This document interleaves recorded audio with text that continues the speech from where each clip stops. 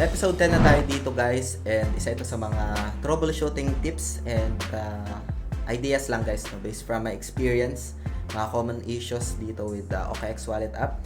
So meron dito mga na-encounter tayo na stock transactions guys. No? I think sa pagsisend naman yon, merong mga like pag sudden yung increase ng price action, merong adjustments doon sa gas fees guys. No? So isa sa mga nangyayari dyan is like for example Solana, hindi nagsisync yung wallet mo. Kailangang i-clear mo yung pinaka cache or make sure na meron kang enough Ethereum para makover yung pinaka gas fees or yung pinaka transaction fees. No? So yun yung isa sa mga problema sa stock transactions. No? So, merong mga known issues for the Ethereum network. Like for example, mataas yung gas fees and merong lag sa or delay sa network na Ethereum. No? Pero yung issue na yan before like nung hindi pa inaayos yung scalability issue ng Ethereum. Pero if ever man na mangyari, isa sa mga chine-check ko dyan if enough ba yung pinaka gas fees ko, Ethereum balance ko para ma-continue yung transactions. No? Next issue dyan is yung wallet not connecting. No?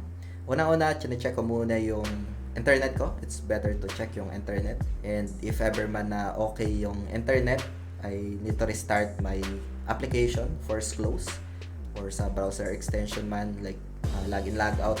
So, ganun lang yung ginagawa ko dito. Or if ever man na merong known issue, I just check sa Twitter or X. Error naman sa staking, isa sa mga issues na na-encounter ko dyan is like for example, iba yung token at network na napili mo guys. Like for example, you selected yung USDT na Ethereum, pero yung available mo na USDT is Solana yung chain niya. So make sure na tama yung napili mo para hindi magkaroon ng error doon sa staking. No? So you can just double check as well. Doon sa pag-select naman, if ever na hindi nakikita yung pinaka-tokens na available sa end mo, you can always check dito guys sa network mo. So like for example, punta ka lang dito sa pinaka-assets mo. Like yung nagagamit mo na network pala is Ethereum and yung available USDT mo ay nasa BNB chain. So may mga ganyang instances guys na you can also add dito or select kung anong chain pumasok yung asset mo, kung ano yung napili mo. Like for example USDT tapos TON, you can select naman dito guys, na dito lang sa may option nitong dito sa my home, tapos select USDT and then meron ditong hamburger menu and then you can select like for example Solana, so you can check yung USDT kung saan nakalagay guys.